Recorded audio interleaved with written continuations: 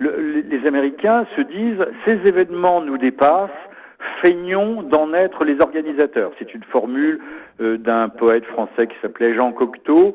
Ces événements nous dépassent, feignons d'être dans les organisateurs.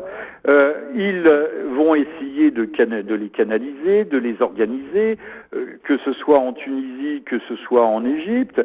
Mais encore une fois, le barrage craque de toutes parts. Ils ne pourront pas le contenir, ce flot montant du mécontentement de la rue arabe éternellement.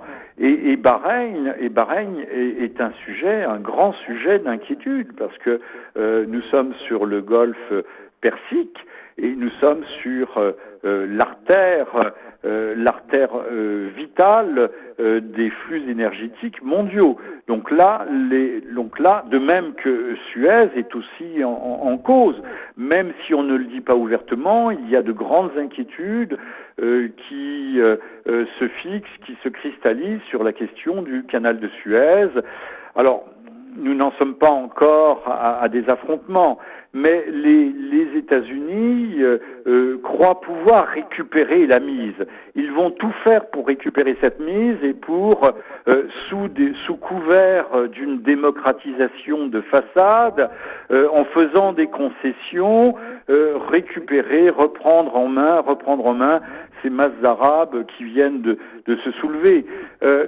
Parce que d'ailleurs aussi il y a ce n'est pas simplement parce que leurs gouvernements sont strictement occidentalistes, mais de la pire des façons, eu égard notamment à la question palestinienne, mais aussi parce que ces masses veulent vivre. Elles veulent accéder à la modernité, mais tout en conservant leur identité. Certains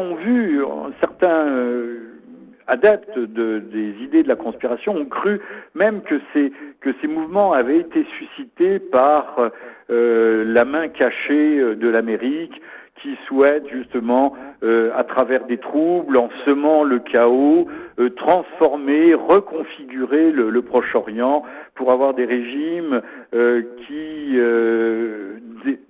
démocratisés, qui seraient là aussi beaucoup plus proches de l'Occident.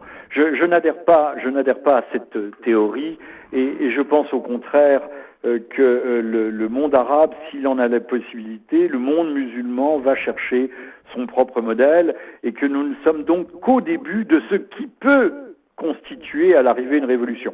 Et que si ce n'est pas le cas, eh bien c'est que cette révolte du monde arabe aura échoué.